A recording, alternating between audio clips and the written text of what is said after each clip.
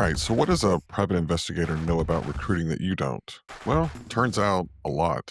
Today's guest spent years doing deep dive investigations before the internet was really a thing.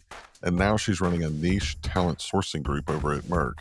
And the PI playbook, she's applying it in the age of AI in a way that most TA leaders haven't even thought of. Welcome to the channel. I am Trent Cotton, the human capitalist. I've noticed that there's a big difference between HR business practices and how business actually gets done. I've spent over 20 years in HR helping the C-suite rebuild their organization while the world around them shifted. I've designed this channel to be an intelligence briefing on the business of people. So, if you're a CEO, board member, or a CHRO looking for the signal in the noise, welcome to the channel. Now, let's get to work. All right, welcome back to the Human Capitalist Podcast. I am your host, Trent Cotton, and I am joined today by Elise Ryan. She and I actually talked on the Talk Nerdy segment that I do with the HR Morning Show and iSIMS, and I was like, okay, 10 minutes is not enough to pull this out. So, Elise, welcome to the show. Thank you. I'm so happy to be here. Well, why don't you tell everyone a little bit about your background? Because I think it's going to help whenever we get into the topic, Sure. understanding where you come from. So, go for it. Sure. I started in executive search in 2007, but before that, I was in private investigations. And I think that getting that training of really doing deep dives into the internet before it is the internet that it is now helped me to just think differently. And I've held on to that skill through my career. Right now, I lead the niche talent sourcing team for North America at Merck, and I have 4 direct reports, and I am also a responsible AI steward at Merck. Yeah. And so always kind of um, innovating, but also making sure we are risk averse. I love that. I love that.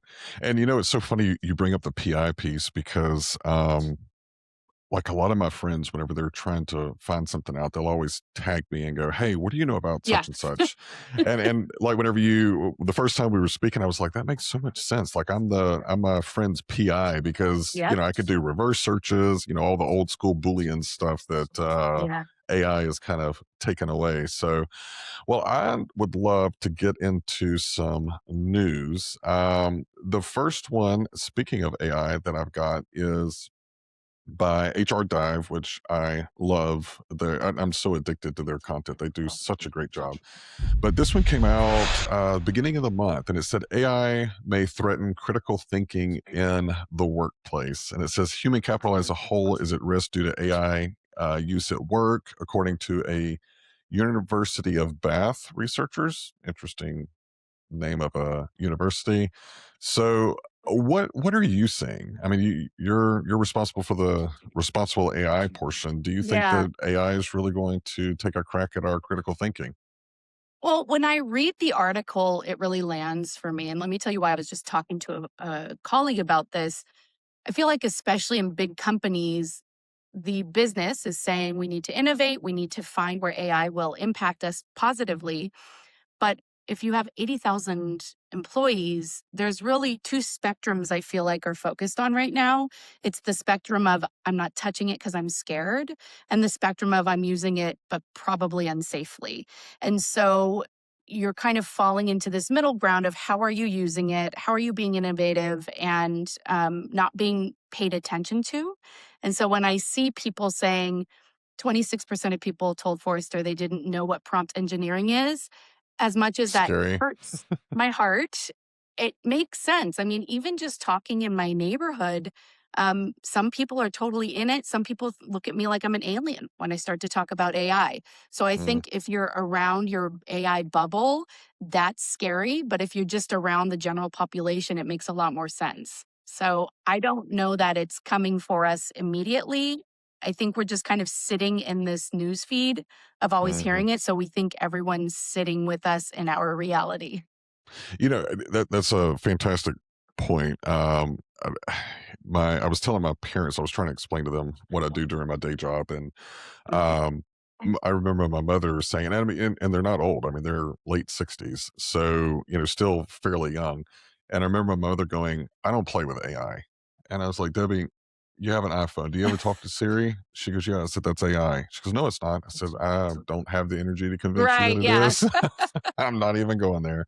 But I do agree with you. And, the other thing, especially, a lot of my career was in recruiting. And whenever I hear some of the talking heads in the industry, it's agentic, agentic, agentic. But in my day job, I'm spending time with practitioners, and they're going, we're just comfortable with automation, Yeah. legal compliance, whatever. You say the two-letter word, and all the hair on the back of their neck raises, and Totally. everything comes Yeah. to a screeching halt. So, are you kind of seeing that as well? I mean, you're on the front Yeah. lines. I just sat on a roundtable with HR executives in larger companies, and literally everyone's in the same spot. It's like, Mm, we're sitting here wanting to accelerate, but we have to wait for compliance and legal to catch up. So, what can we do now while that happens? hmm And so, the smaller firms, agencies, especially in TA, they can probably do a lot more experimentation, be a little more risky with how they're operating. But for us, it's more let's be safe. And I agree with that. Yeah. Um, and so, I do see that a lot. Yeah. Yeah. And it's funny. It reminds me, I've told this on the podcast a couple of times, but in my friend group, we had a CFO, and he was talking about AI with me and everything. And the next time I saw him, he goes, "You'll be so proud. I took all of our financials and put it into Chat GPT." I said, "Time. You did what?" I said, "Did you like mask it or redact it?" He goes, "No." I said, "Oh, Chad, Yeah. Chad, Chad. That's Yeah. no, man, Yeah. no." So That's the thing. I feel like there are some guardrails, but we're in this nebulous moment, right? yeah, Like we're waiting to hear it all. And until then, some people think they're doing a good thing. Some people think they're just not going to touch it. And so it's like this huge spectrum of what AI means to an individual, let alone hmm an employee at a company. right. Well, and the next article comes from the HR executive, and it talks about some of the TA trends according to I think a survey from LinkedIn in Yep. 2026. And it's kind of funny to me. I don't know, LinkedIn still trying to be relevant. God love them. But I mean, looking at some of the people like Hung Lee was quoted in there, so it Yeah. adds a little bit of credibility. But one of the things that just jumped out at me, and this is from my Agile training, it's focus on the problem, not the solution. And in Agile, I think they say fall in love with the problem, not necessarily the solution. Yeah.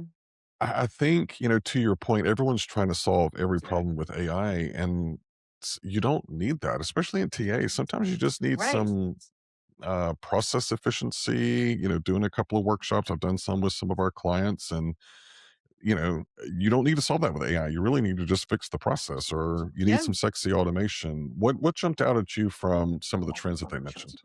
Trent, you and I have the same feeling about LinkedIn because the first like three paragraphs, I was like, "Ugh, of I course you know. did a survey on AI because you want us all to use your AI and your inflated Yes. numbers on your AI." So I was already like rolling my eyes. But then when I read the second part of it, I was really impressed with Erin Scruggs, the VP of Yeah. GTA there. I thought she's really approaching it in the smart way. Instead of boiling the ocean, instead hmm of taking one big product and saying, this is what we're focused on, she's identifying those people in the middle that I was talking about. So she's saying, okay, someone's got to handle the people that are just dealing with it irresponsibly. That's not me. Some people have to make the people that aren't comfortable with it learn it. That's not me. Let me go identify the power users. So they're over here somewhere and let's talk. And one thing that really landed was she said the power users aren't, on the lovable building app thing at Right. night. They're the ones that are like, okay, tell me how to improve my process. And I respect that because I feel like that's even more nuanced in that spectrum. hmm Because there's people that are like, I get it, I know it, I'm going to do this, this, and that's overwhelming. But then there's people that are like, I want to grow with this, I want to learn this. Let's brainstorm, let's figure it out. And hmm so she said she's got like 100 pilots going. It's music to my ears, right? To Yeah. have some kind of structure around it, and the leadership is owning it and saying yes and. I Mm, was really excited to hear that second part of it. So I was like, "Ugh," I was going to be complaining the whole time, but no, Erin really, she nailed it on the head, in my opinion. yeah, yeah, it's a very well written, well thought out, but also too realistic. There's so much Yeah. clickbait out there, so it's nice to have an article out there that actually represents what I'm hearing from a lot of the people that I Right. have on the show, people that I'm, during my day job. And I'm excited about AI. I mean, I look at it as a practitioner of going, finally, HR can get out of the process and get Yeah. back into the people. Yeah. But the road to get there, I think, is going to be kind of Yeah. bumpy. Yep. And that's kind of, I see in practices as I'm reading the news. It's like TA's this huge target. We have a target on our back, but Hmm. it's almost like they're trying to pinpoint the people processes first. And Mm, uh, and then it's like this overshadowing, like, oh, the scheduling and the this and that. It's like, okay, I feel like there's no like concrete tool that's landing. And so hmm. everyone's kind of trying to figure out how to create their own agent or their own tool. But again, then the compliance comes into place. So Right. I've talked to many people in my industry that just feel a little stuck. And so it's more like getting a direct communication of what they can and can't do, Mhm. for sure. Yeah, some guidance, and just some real stories. Tim Sackett and I have talked several times about there's a lot of sizzle, but not a lot of steak. Right. There's not a lot of Yeah. case studies of how are people testing and piloting and Yeah. what are some of the results that they're seeing on their KPIs. So I'm really, really anxious to see that. So let's shift gears just a little bit. Okay. Let's dig into one of my favorite things is recruiting data. And this is where you and I geeked out a little bit. And Yeah. like I said, 10 minutes on the HR morning show, that was, well, I mean, we just Not for cracked the anything service. data related. No, God, no, because I had so many questions. So Yeah. the whole premise of our conversation is that you brought in outside data to enhance your sourcing function for Yeah. the Yep. organization. So Yep. first, let's just kind of get into like what made you stop and go, let me bring in some outside data and then kind of just walk us through the project to where you are now. Sure. So I think coming from executive search, I learned a long time ago that I could push back as long as I had data behind me. Mm, So, and this is even when I was a name gen person. I wasn't even talking to the talent, but if they say there's more people out there, if I have actual data, if I have actual numbers, it quiets them down hmm. because they hear the work we've done. And then as I moved into leading this team at Merck, and honestly, when I was working at Celgene as well, I realized that why my PI background was so relevant is because I'm getting competitive intelligence every single day, every single conversation. And Hmm. so to operationalize that, just even on a rec by rec basis, one upped me compared to my competitors because Hmm. I was coming back to the table with, oh, talked to this, and that. But did you also know they're laying off? Did you also know everyone else in the market is remote? Did you also know the compensation is here at leveling? Hmm. It's kind of a no brainer now, but it wasn't always, right? And I agree. so we've kind of always pulled data in our profession. And so that's where I'm excited for AI because I posted on LinkedIn a while ago saying, I remember when the dot com bubble happened and they were like, oh, data science, if you're in data science, you'll have a career. And they sure do. But I Right. remember thinking, like, I'm soft skills. Good for Yeah. them. I've got to, fight my way up. It's not true. I'm sitting here in my mid years and thinking, I need to learn data science too. And Hmm. as a sourcer, we're all researchers. So it's like we have this thirst for knowledge. And so I can kind of get lost down the rabbit hole of trying to learn all this so that I can be with this wave as well. And so, Yeah. what does that mean? At work, what are we doing? We're not only pulling rec by rec data, but we're also pulling external data like market intelligence. And Hmm. now that we have AI by our side, we can do that aggregated at a large scale at such a faster pace. So we're bringing it to the table. You can action on that data monthly and then tell it this is, either the active recs I'm working on or this is my product pipeline. Now weigh that against what's been out there this month and tell me what companies I should be looking at. Tell me who, as far as functions, I should be focused on. And so it's really helping me and my team be extremely strategic in the outreach, but still human, Right. personal, focusing on the timing.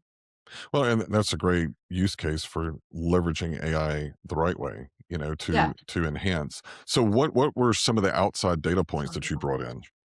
Sure. So outside data points are 30 days of news. So I don't like to go too deep in the weeds Mhm. because, as we all know, the signal is only as strong as how soon it is or how recent it is.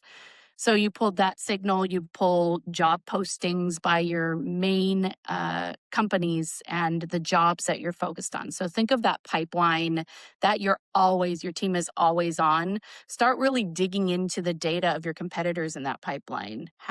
Yeah. How are they built? How are they hiring? How's their attrition? Pull that into play. And then also looking at, any anecdotes of what people are saying about your competition. You can pull in big data, small data, pull it all in and analyze it all together to have a true playbook on how to approach your desk for the next Mhm. month. And what I love is that you're taking all of that and you've already kind of hinted at it. So I guess correct me if I'm wrong. I'm kind of imagining, you've got something that's running, let's say your competitor is ABC. So you've got something that's looking at what's going on with Yep. ABC. What are like that's the external data. Do you pull anything from like BLS or from government, trend reports, anything like that, just to kind of like what does that 360 data view look like? Sure. We're in pharma, so I Hmm. definitely query clinicaltrials.gov because it's all public. And so Okay. then you can kind of delve into where the PDUFA date is. I get a little technical here of Hey, bring it. an asset, and you can really look at what's positively trending and what isn't. And so it helps you to kind of gain insight into the culture currently at your competitors. Are the people happy? Are they uncomfortable? Are they a little squirmy? It just Hmm. gives you that a little one up. So when you're having the conversation, you can utilize that information to really push your EVP. Love it. Love it. Now, you did say that you're taking all of this big data, and if you're not a data geek like the two of us, your brain's Yeah, probably already shutting down, going, okay, well, I would have to have an Excel worksheet with this and a Word doc right. with this. You've mentioned how you use AI to kind of bring all this together, Mm, almost like it sounds like a second brain almost, or like a great little AI colleague. Walk us through yeah. like what do you do from the data leveraging AI? How do you leverage it to make this worthwhile? So I am no expert. I think my biggest thing is we're all experimenting right now. And I might say something that someone else is going to go, she's so a year behind what you can do now. So I'll caveat with that. Right. But for I'd be me, surprised though. I don't know, honestly, I keep seeing these tools and going, "Oh, that was my idea. I Uh, guess it's already been done." So, I don't find myself to be the number one innovator, but I think what I'm doing is I'm querying Copilot. I use mhm, Copilot because it's actually accessed in our 365, so it can also access internal. So it actually helps mm, me even I with bet. internal data that I wasn't familiar with. And then I'm creating a newsletter that goes out monthly to all of global talent acquisition. And it's actually shared with our HRBPs and even hiring teams when there's questions on the market. And so it has anecdotes, what we've Mhm, heard directly from talent. It has, that 30-day heat map where we mhm, should be going and what we should be saying. It usually has a special report. So whatever's happened at our company, we'll do a deep dive, either competitive intelligence or product knowledge or function knowledge. mhm, And then it also has the news for that month, just in little bites of our therapeutic areas or modalities. So mhm. that's how I started. it's been about 4 years that I've published this, and it was, a cute idea, and now it's grown to be everyone. I'll run into people and they'll say, "Elise Ryan? Oh, the newsletter." And I'm like, "You're not even in my function." Like, so Right. cool that I'm somehow a celebrity because of the newsletter. Yeah. And other divisions now want more, so there's thirst for this kind of intelligence, and so I'm diving deeper into that external talent intelligence arm as well as Mhm. sourcing these days. Yeah, it's funny because, whenever I did executive recruiting, I was working at a bank, and the senior executive, so like the direct report for the CEO that I supported, he used to always laugh because I would call him, and like I knew the gossip, not just what was going on, but I knew like Right. relational things between lender at this bank and the lender at this bank, and who lost the deal, where did they price it, like all this kind of stuff. And I would just call and do a debrief Yeah. with Frank and Raphael every once in a while, and they, I remember one time they said, "How do you know this? Like, how does this come about in a recruiting discussion?" I said, "I'm a nosy bitch. Like, I love Yeah. knowing this kind of stuff." But it helped us, because a lot of times I was meeting with compensation and going, Wells Fargo just changed their commission plan to X.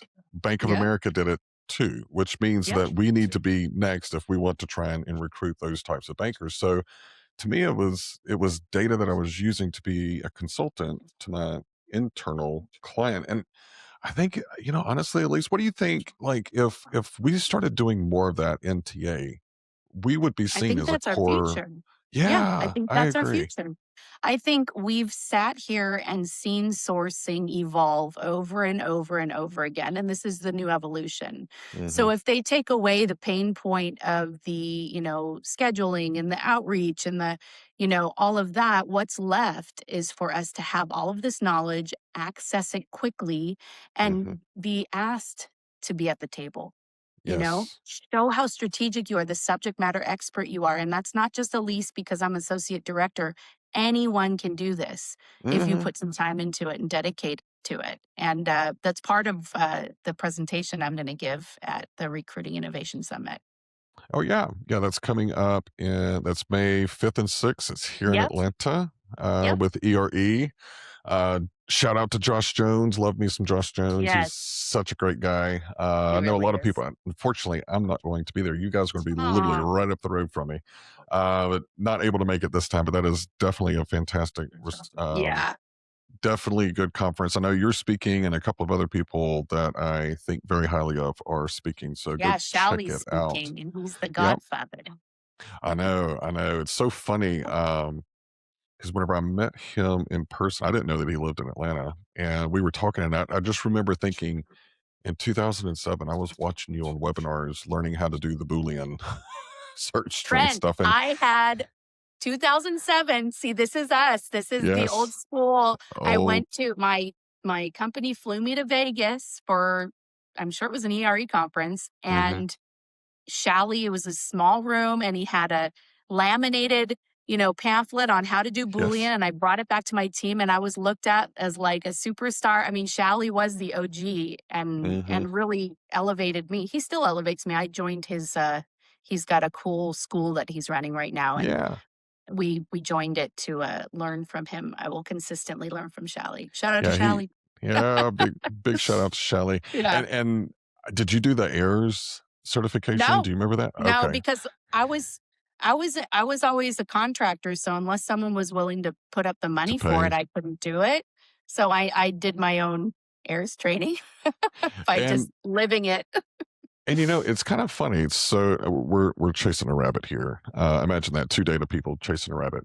I But know. think about Boolean. It was all about logic. Yeah, It's like setting up to this is your end goal. So how do you reverse engineer to tell Google how you want to pull the information? I think that for those of us that went through that, I think we're the ones that are excelling at AI because it's the same thing in building a prompt. right, We had to right, learn how to talk to the right, computer. right.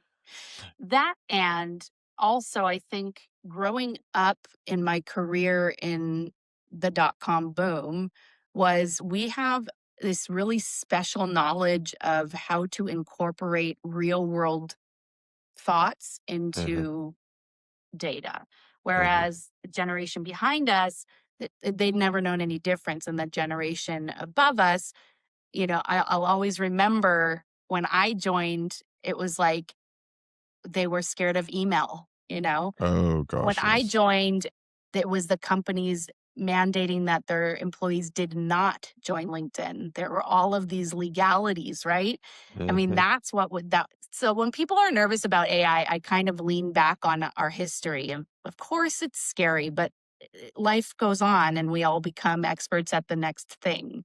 Oh, So, yeah. yeah, I mean, So you're probably like me. You remember whenever the whole big discussion was, should we have an online application? And I remember I was working for a bank at the time, and I was new in recruiting, and they had this room that had, I think it was like 6 or 7 fax machines, and they were constantly going off. yeah, I mean, there was yeah, applications on the floor, PII all over the floor. But I remember yeah, sitting in a meeting, and them going, "We can't have them put in their social security number and date of birth onto what do you call it?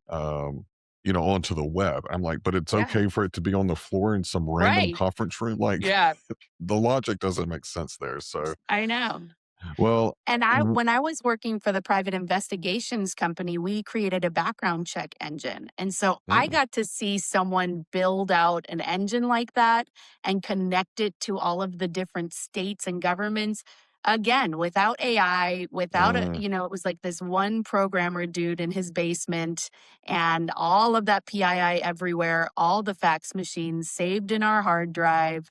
So yeah, the world is changing, but it has changed. We've lived yeah. it. I feel very I feel lucky that I got to see that, and so I'm not as uncomfortable about this. Yeah, I think that's why we're willing to try. Yeah, Just try and learn. So, what were some of the obstacles that you ran into whenever you're pulling it? I mean, speaking of PII and all this yeah, other data concerns around AI, did you run into any obstacles in your yeah. idea? That's why I became a responsible AI steward. As I worked further and further, I knew there's got to be some guardrails here. And Hmm. Merck was working on its guardrails, but I knew that there was education that could be had. And so I joined the project management office where we kind of launched this program. And then I left the project management office and became one of the stewards. Oh, And that's nice. really helped me to educate myself on what the do's and don'ts are. I still don't have all the answers, but it makes me feel safer in my experimentation. So that's definitely number one is educating myself on what is ethical and what isn't. Number two is my soft skills. I'm always growing in my soft skills. I've always been told that I can speak well and that I can get anyone to talk to me for hours. But I'm also alpha in my Hmm. opinions. And so I have to learn to meet people on that spectrum as well, right? Mm, So if I'm super passionate about AI and passionate about the agents that I want to create, it doesn't mean everyone's there with me. And so that's a big challenge of mine is understanding how to communicate the story to different audiences so that people are confident with the word AI, confident with the ideas we have, and feel safe to explore with me or bring me along for the ride. So I think that's really a big one is the understanding that not everyone is where you are in your AI journey and kind of allowing yourself to step back and meet them where they are so that you have a crowd coming with you instead of you just being the outlier and oh the super user but no one's with you, what's the point, right? right, right. Yeah, I love that because I think for a lot of my career, people misunderstood my passion for aggression. Yeah. And so kind of like you, I've had to learn how to temper it, and Yep. I think in my older age, I don't fight as many battles, but I think now people know that whenever I'm charging up a hill, I'm ready to die on it, and I probably have Yeah, I data to know. prove, I right? I call myself a freight train, and then my colleagues are like, "You're not a freight train, Elise." Yeah. I think I need that reassurance because sometimes I feel like it. But I think Trent, you and I are very alike. I get very excited, and so then I Hmm. want everyone to come along the journey with me. And so it's a growth pillar for me, and I'm recognizing it and excited about it. I think also being a little later on in my career I'm not worried about the feedback. I eat it up so that I can just be better. I'm fortunate to be in a position where I'm stable in my role, and really my team is fantastic. And so I can kind of, I don't wouldn't say push the envelope, but I can be confident in speaking up and feel safe to speak up. And so I do it regularly. That's kind of my reputation, but hopefully in a good way. Yeah, I have learned to be quiet, but my grandmother always said that my face comes with subtitles, so I'm still trying to Yeah. master the face thing. So, I've um, learned to stop pushing back. I've learned to read the room. When I hear yes. a couple no's, I go, okay, cool. That wasn't always the case. I'd always keep trying to like not prove a point, but like I said, get the buy-in. And Mhm. so that's a big career lesson is okay, cool, it's not time yet. I can we are kindred spirits there. Yes, yes. So someone listening to this says, "Oh my gosh, this sounds great." They want to unpack a little bit more with you. I know you seem very. You've said several times, which I think is a pretty good indication that you want to bring people along the journey. If someone Yeah. wants to go on this journey with you, how can they find and connect with you? Yeah, I'm on LinkedIn. You can always email me at my Merck email address. It's on LinkedIn as well. You can come find me at the ERE Recruiting and Innovation Summit. Yep. I'm also in my talk going to be giving a QR code for a playbook. Mm, So you don't have to make up the prompts. You can kind of take mine and experiment with them. But yeah, I'm all about let's experiment together. Let's figure this out together. Like I said, I feel people are probably 3 steps ahead of me with some of it. And so I'd love to hear that so that I can get there. mhm. So no, no caging the information and innovation. Let's all share together. I love it. And I just thought about it with your initials. If you ever do like personal branding and something around AI and governance and sourcing and data, you've got to leverage that ER The is ER? your, you've got to. Like, there's so many I ways that never you could go thought of with that. that. ER, Oh, that's yes. hilarious. You have And my got to kids do are something. RN, so I could be ER and then there's Oh, an RN over here. love Yeah, we it. got it all. We I got it love all. it. I love it. Well, at least we need more people in the practitioner space like you. So thank you Mm. for coming on and sharing your story. Thanks. I was really excited to talk to you and let's continue. Absolutely. All Absolutely. right. Thanks. Thank you.